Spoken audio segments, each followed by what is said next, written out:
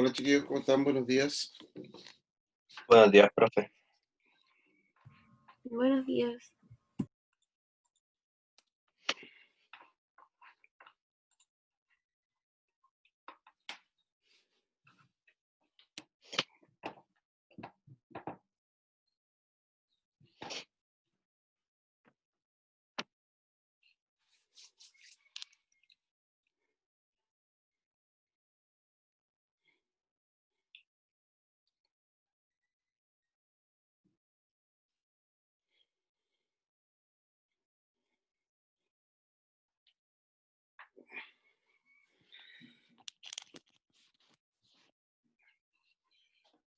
Chiquillos, antes de empezar la clase, les cuento algunas cosas.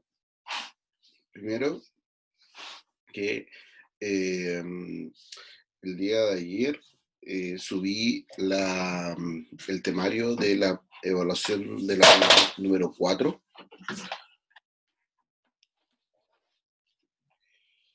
Subí el temario de la evaluación de la unidad número 4, que el día de mañana va a estar la evaluación arriba, ¿ya? Para que la puedan comenzar a revisar y comenzar a realizar. Esta evaluación va a estar arriba hasta el día 8 de septiembre, ¿ya? O sea, poco más de una semana va a estar arriba la evaluación, ¿ya? Para que la puedan hacer, para que la puedan realizar en estos días. Además, subí a Classroom el día de ayer las pautas de corrección de las evaluaciones de la 1, la 2 y la 3, ¿ya? Al mismo tiempo, el día viernes va a estar, se va a eh, entregar, o sea, se va a subir en realidad la evaluación, evaluaciones recuperativas para aquellas personas que no han hecho las pruebas o de la unidad 1 o de la unidad 2 o de la unidad 3, ¿ya? Todas aquellas personas que tengan evaluaciones pendientes van a poder hacer una de estas evaluaciones dependiendo de la unidad que deban, y si deben las tres, ¿ya? Para que se pongan al día con las evaluaciones y tengan ahí, puedan tener sus calificaciones como corresponde, de acuerdo a las evaluaciones que tienen faltantes, ¿ya? Eh, eso, yo durante el fin de semana voy a poner al día la unidad 4 en cuanto a material, en cuanto a contenidos y otros, ¿ya? Especialmente en cuanto a los videos y todo lo demás, lo voy a subir el fin de semana, ¿ya? Eso.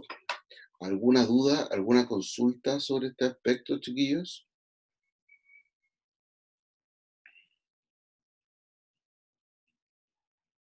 ¿Alguna duda, alguna consulta?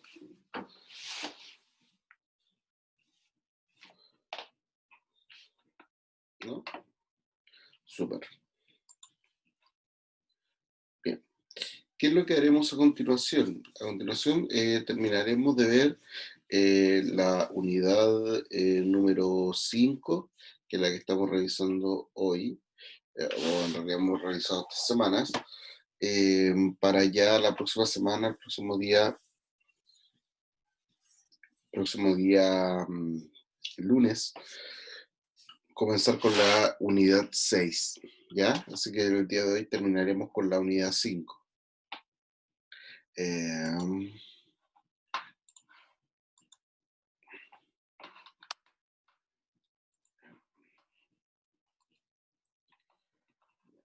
Esta unidad 5, llamada de reformas estructurales, y estábamos revisando el tercer gobierno de este periodo, que corresponde al gobierno de la Unidad Popular, también conocido como Vía Chilena del Socialismo, que se desarrolló entre los años 1970 y 1973, ¿ya?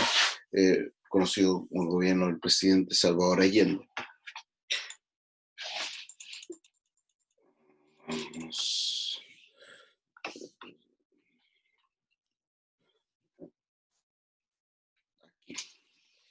Cuando nosotros hablamos del gobierno de la Unidad Popular, parte importante del gobierno de la Unidad Popular es este eslogan de luchar, crear poder popular.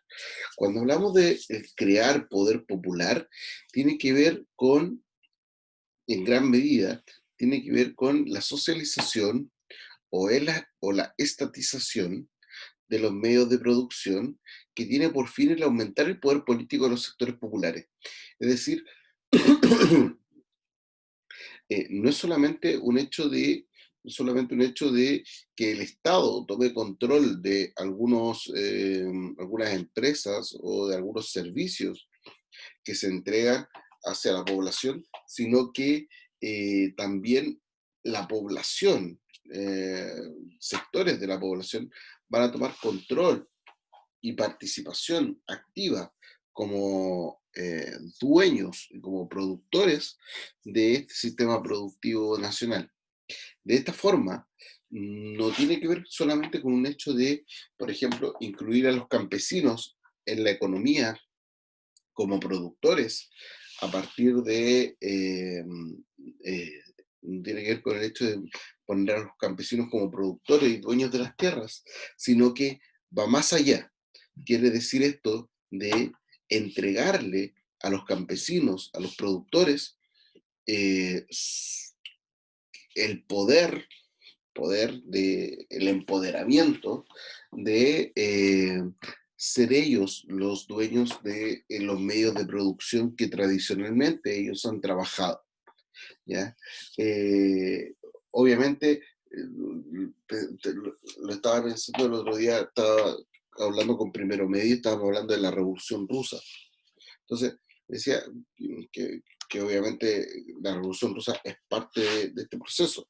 Entonces les decía, mira, si acá no es un tema de que, no es un tema de que vamos a criticar o vamos a pensar esto en función de, de que no resultó o si resultó o que la gente desde ahora iba a tener mejores condiciones de vida o el campesino que anteriormente era pobre ahora va a ser rico.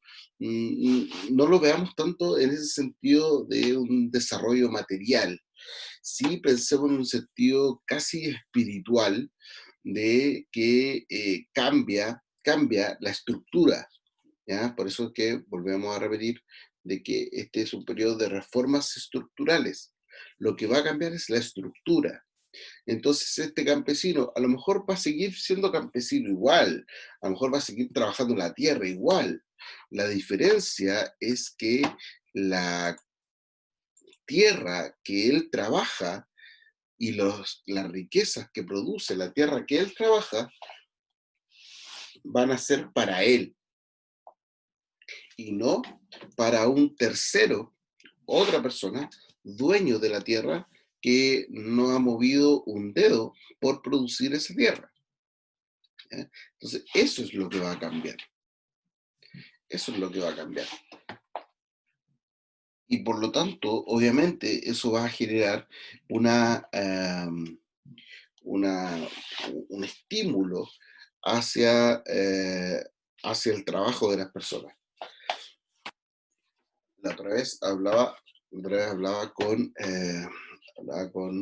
el papá de una amiga que es empresario y tiene, bueno, a esta altura no sé si tiene o tenía, una empresa que le va bastante bien, trabajaba para una empresa de ingeniería, trabajaba para empresas mineras y todo lo demás.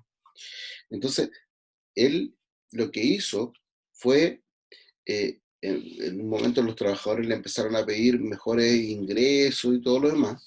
Entonces él dijo, mira, yo no les voy a mejorar el sueldo, yo lo que les ofrezco es que ustedes tengan participación de la empresa. Entonces, decía que los trabajadores lo tomaron bastante bien y de hecho a él también le convenía. ¿Por qué? Porque, por ejemplo, eh, los trabajadores eran como bastante descuidados en algunas cosas de la empresa. Por ejemplo, no sé, si faltaba un martillo, era como, ya sabes que me tiene que comprar un martillo porque no tengo martillo. Eh, porque el martillo se había perdido, por ejemplo. Entonces decía, no, po, si él fuera dueño de la empresa o tuviera una parte de la participación de ser dueño de la empresa, él cuidaría más ese martillo y no permitiría que se le perdiera, porque eso significa también un costo para él, al ser parte de los dueños de la empresa. Entonces, cambiaría la lógica y cambiaría también la forma de trabajar. Eh, eh, es distinto cuando uno trabaja para sí mismo que trabajar para un otro, ¿ya? En términos, como les digo, en términos casi como de ánimo, en términos de espíritu, ¿ya? Y eso es lo que comienza a cambiar, sobre todo cuando se piensa de que estoy trabajando directamente para el Estado de Chile y de esa forma el Estado financia y mantiene algunos proyectos sociales vinculados con salud, con educación, entre otros. Esto trajo obviamente resistencia a los cambios, donde la derecha tradicional objetó desde un comienzo el programa de la Unidad Popular y especialmente también desde ideas provenientes de Estados Unidos, donde el presidente Nixon veía con muy malos ojos estos cambios que estaban ocurriendo en Chile eh, como una noción, una idea de que la Unidad Popular iba a convertir a Chile en una segunda Cuba, ¿ya? La vida chilena del socialismo se sostiene en dos actividades fundamentales o en dos hechos fundamentales. Uno de ellos es la nacionalización del cobre, que consiste, a diferencia de la chilenización del cobre que ocurrió durante el gobierno del presidente Eduardo Frei Montalva. La nacionalización consiste en terminar definitivamente con la participación extranjera en el capital de las cupríferas o de las empresas productoras de cobre. El Estado se convierte en el único dueño de minas en Chile.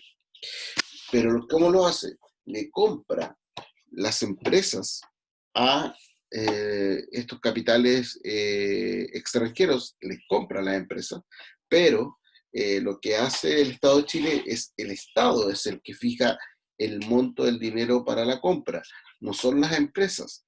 Lo que ocurrió con el proceso de chilenización del cobre es que las empresas pusieron un valor de venta al Estado y el Estado aceptó para comprar el 51% de estas empresas. De esta forma, entonces, comenzó un boicot o una forma de perjudicar la producción de cobre chilena, donde empresas apoyadas por Estados Unidos bloquearon la venta de suministros e insumos para el cobre. Es decir, que la producción del cobre no depende exclusivamente de la empresa que saca el cobre, sino que la producción del cobre depende de la empresa que saca el cobre, pero además de otras empresas que aportan con el transporte, de otras empresas que aportan con recursos para la producción, como son, no sé, ácidos, maquinarias, otros metales, el transporte, los puertos, y esas empresas también estratégicas en la producción de cobre fueron las que, apoyadas por Estados Unidos, comenzaron a boicotear la producción de cobre del Estado de Chile. En cuanto a la reforma agraria, se radicalizó el proceso, dándole mayor énfasis a la entrega de estos terrenos obtenidos por la reforma agraria, entregándoselo a los campesinos. Como les digo, como les decía anteriormente, la idea del crear poder popular tenía que ver con entregarle a los campesinos las tierras que ellos han trabajado desde siempre, pero que ahora ellos fueran los dueños. De esta forma también entonces el Estado legalizó las tomas de terreno realizadas de forma espontánea por los campesinos y potenció organismos como la Comisión de Reforma Agraria o la CORA dentro de la idea de redistribuir la tierra, especialmente beneficiando a los campesinos. El socialismo a la chilena estableció un área de propiedad social, eh, como lo hizo el Estado. El gobierno de la UP utilizó vías extraparlamentarias para estatizar la banca privada. Muchas de las críticas que recibió la Unidad Popular estuvo relacionada con estas medidas, debido a que no consideró al Parlamento para poder tomar estas decisiones, ¿ya? Aquí, algo que yo les mencionaba un par de clases atrás, eh, si, más allá de atribuir responsabilidades o culpabilidades de lo que ocurrió en Chile en 1973, lo que sí nosotros podemos hacer es entender que lo que faltó acá fue una idea de consenso. ¿Cómo una idea de consenso? De sentarse, discutir, ponerse de acuerdo y buscar lo mejor para Chile. Lamentablemente, ni de una parte ni de otra hubo esa disposición para llegar a acuerdo, llegar a consenso. Por lo tanto, lo que va a ocurrir posteriormente, especialmente en 1973 y en los años y en los meses anteriores al golpe de Estado de 1973, va a tener mucho que ver con la falta de, de acciones democráticas, de que todos los miembros políticos del país pudieran participar de las decisiones con el fin de evitar una crisis que se veía bastante cercana.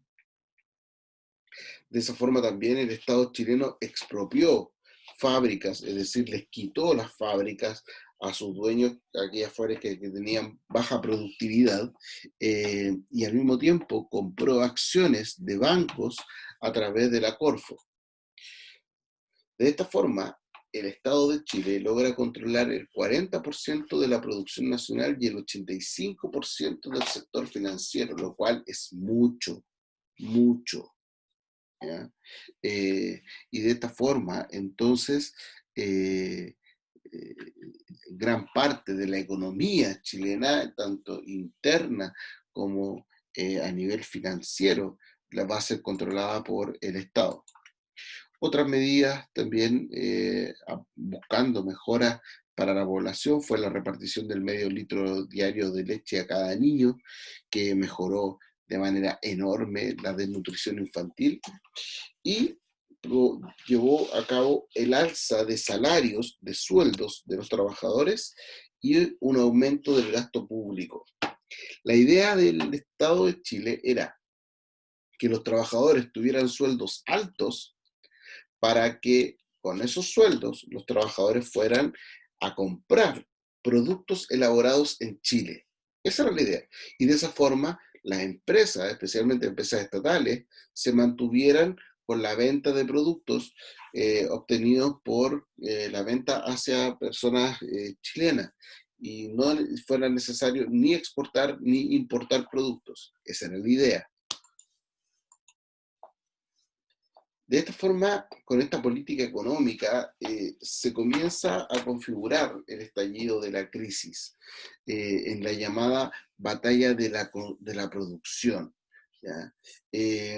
Esta batalla de la producción consiste fuertemente en eh, producir lo necesario para el país y que de esa forma, como los chilenos estaban recibiendo más sueldo, de esa forma poder satisfacer al mercado y que en el mercado no hubiese una idea, no hubiese un hecho de escasez de productos y obviamente un aumento del dinero que estaba dando vuelta y eso afectará la inflación.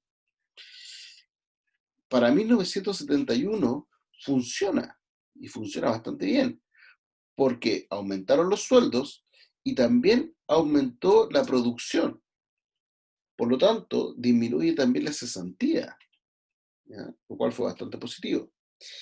Y aquí es cuando, al funcionar este nuevo sistema, nuevo modelo económico chileno, es cuando comienza el sabotaje a la producción, donde la oposición al gobierno de la Unidad Popular comienza a articular estrategias para arruinar la economía estatal, donde interviene fuertemente la conspiración norteamericana, disminuyendo los precios del cobre chileno de manera artificiosa. Es decir, no es que el cobre chileno de la nada empezó a costar más caro, a costar más bajo. No, para nada. Sino que las empresas que compraban cobre chileno, comenzaron a boicotear la venta del cobre chileno De esta forma hicieron disminuir los precios del cobre como una especie de, eh, no sé, a ver, por ejemplo, las empresas de electricidad británicas o norteamericanas querían que bajara el precio del cobre. Entonces, ¿qué hacían? No compraban cobre.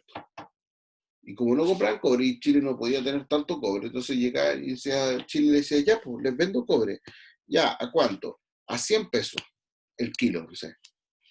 No, te voy a comprar a 10 pesos el kilo. ¿Pero por qué si eso es muy barato? Sí, no te quiero pagar más por el cobre.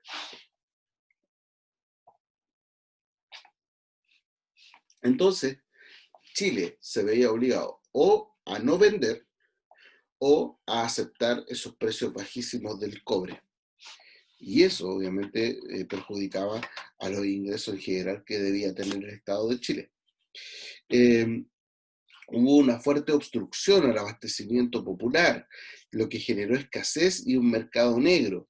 En una época de las colas donde hubo abastos populares denominadas juntas de abastecimiento popular, en las cuales el Estado entregaba alimentos a esas juntas de abastecimiento popular y la gente acudía ahí a buscar los productos que estaban escaseando en los mercados y en las tiendas donde se vendían estos productos. Eh, ¿Por qué? Porque la idea era perjudicar al gobierno, perjudicar a las personas, a la población, de manera que se generara y se comenzó a generar en la población, en las personas, se comenzó a generar una percepción negativa del gobierno, como, pucha, tenemos que hacer fila, esto no pasaría a lo mejor con otro gobierno, todo esto es culpa del presidente. Entonces se genera una sensación de que la culpabilidad de todo esto que está pasando también está recaída en el presidente. Ahí volvemos al tema de que este tema de adjudicar culpa igual es complejo. Sí, obviamente podemos adjudicar responsabilidades. Yo creo que la principal responsabilidad, como ya se lo he dicho, es el tema de no querer ceder y sentarse a discutir qué es lo mejor para la gente. No estoy diciendo que no significaba que el presidente Allende hubiera hecho lo que quería en su oposición, no, sino que haber estado más abierto al diálogo y a lo mejor eso habría provocado otras condiciones para lo que vendría después. Porque todo esto trajo una fuerte inestabilidad social, un periodo fuerte de movilización. La gente salía a las calles, tanto para manifestarse a favor del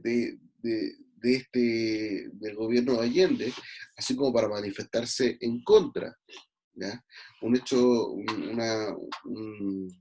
una película que retrata de manera muy interesante todo este proceso, es la película Machuca.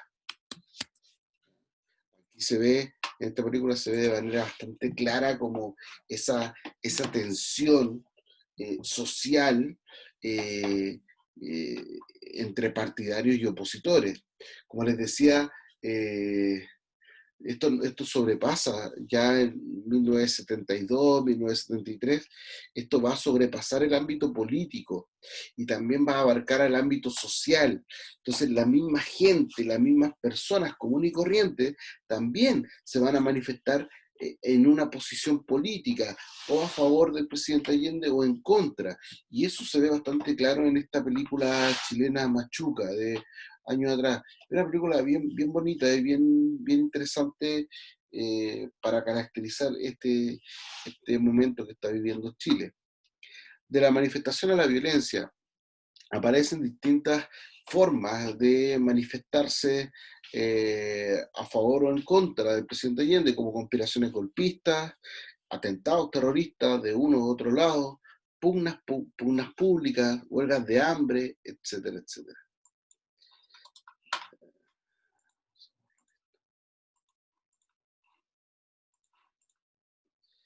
Octubre de 1972. en octubre se produce un paro de camioneros. ¿Cuál es el objetivo? Es poner en jaque la distribución de alimentos a nivel nacional. El presidente Allende sabe que si se paran los camioneros va a tener problemas en la distribución de alimentos, más aún de los que ya tenía con motivo del desabastecimiento. Hubo una huelga general de colegios profesionales, algunos a favor y otros en contra del gobierno de la Unidad Popular. ¿Ya? De esta forma, entonces, Allende, buscando garantizar que, entre comillas, la protección constitucional a su gobierno, establece un pacto de transición con los comandantes en jefe de las Fuerzas Armadas, integrándolo a las decisiones, a sus decisiones del gobierno para evitar un golpe de Estado. ¿Ya? Lo hace formar parte de un consejo asesor del presidente, sobre todo para de esta forma también tener cerca a las Fuerzas Armadas y evitar de esta forma un levantamiento militar que, bueno, eh, de todos modos igual ocurrió en el mes de septiembre del año siguiente. En marzo de 1973, la oposición quiere destituir a Allende a través de una acusación constitucional, argumentando que, dentro de las acciones que ha tomado Allende y su gobierno, se ha saltado y no ha tomado en cuenta múltiples aspectos de la Constitución de 1925, que es la Constitución que está vigente en el país. De esa forma, entonces, quieren sacarlo del gobierno por la vía, entre comillas, por la vía legal.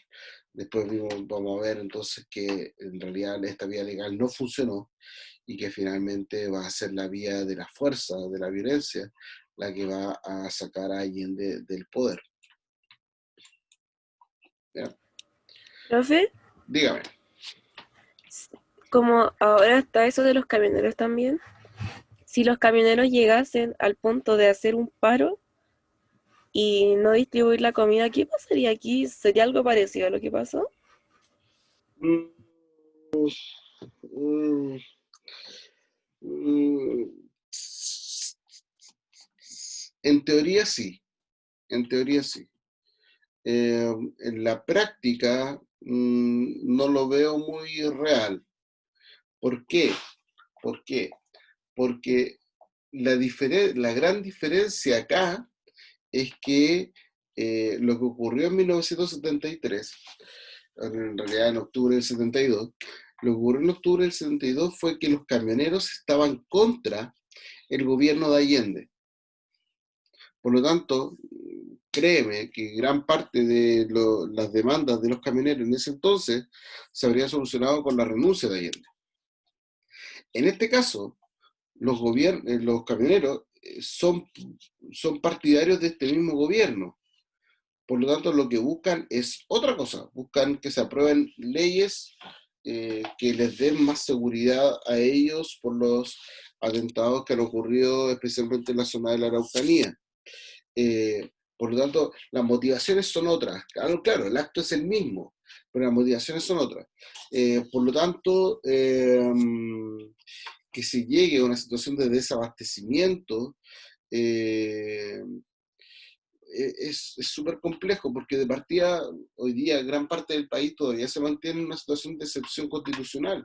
Por lo tanto, siempre el presidente de la República tiene la facultad, por ejemplo, de expropiar los camiones, tomar los camiones y distribuir los alimentos a los centros de distribución. Entonces, tiene más atribuciones hoy día el presidente de la República de las que tenía Allende en 1972. ¿Ya? ¿Se puede llegar a las mismas condiciones? Pues digo, en teoría sí, porque es un paro de camioneros.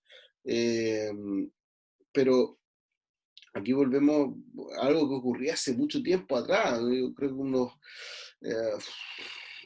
20 años atrás más o menos, donde que pasaba con los empresarios de los buses, con los micreros. Eh, eso pasa cuando tú concentras, toda una actividad en un solo gremio, en un solo gremio.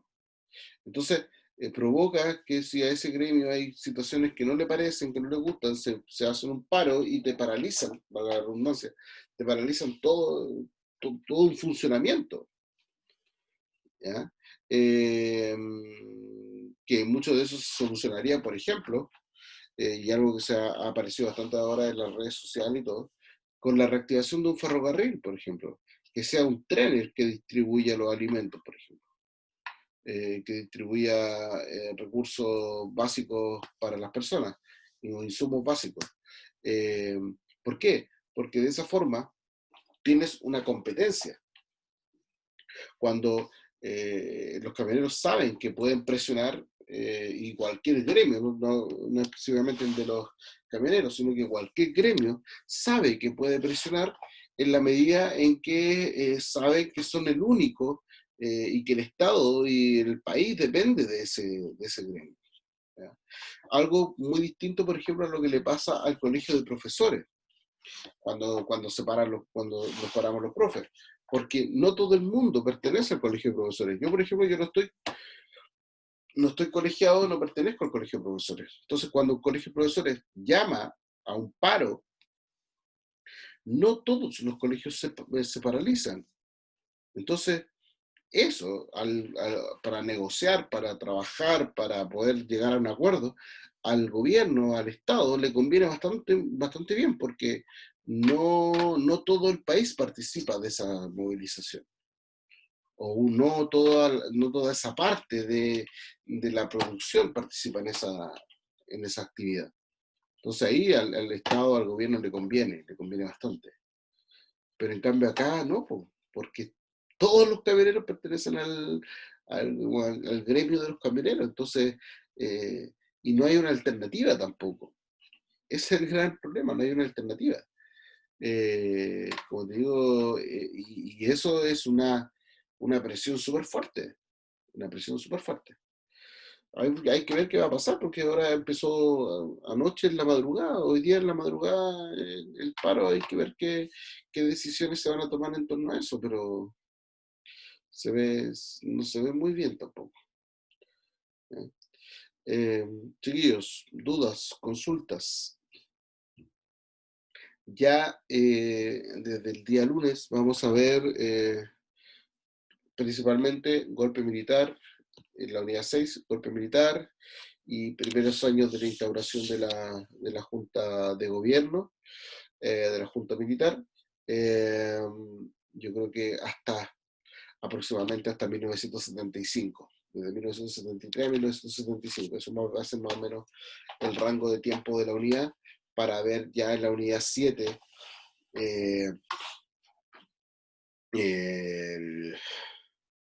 ya ver en la unidad 7 todo el resto de régimen militar y dictadura militar. ¿Ya? Chiquillos, dudas, consultas.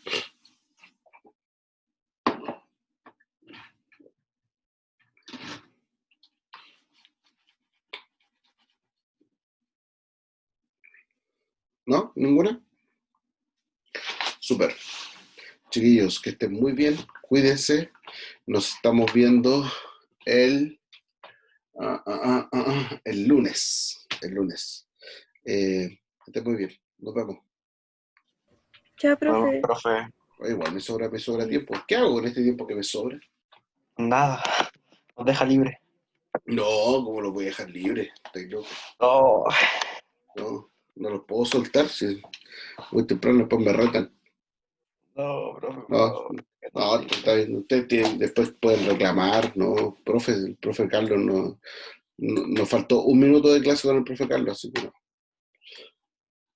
No, chiquillos, acuérdense de las pruebas, Ya nos avisaron que les van a entregar a los apoderados un informe de notas. Ya ustedes han visto, me imagino, en las noticias el tema de la repitencia. Según el Ministerio de Educación, la repitencia va, sobre todo para aquellos alumnos que no han realizado ningún tipo de evaluación. eh, o tienen evaluaciones que no han hecho, así que pónganse al día con las evaluaciones, especialmente con las evaluaciones que yo voy a subir el día viernes a aquellos que deben evaluaciones, ¿ya? Así que pónganse las pilas con eso, ¿ya? Ya, chiquillos, ahora sí los dejo, les regalo 5 segundos. Chao, estén bien.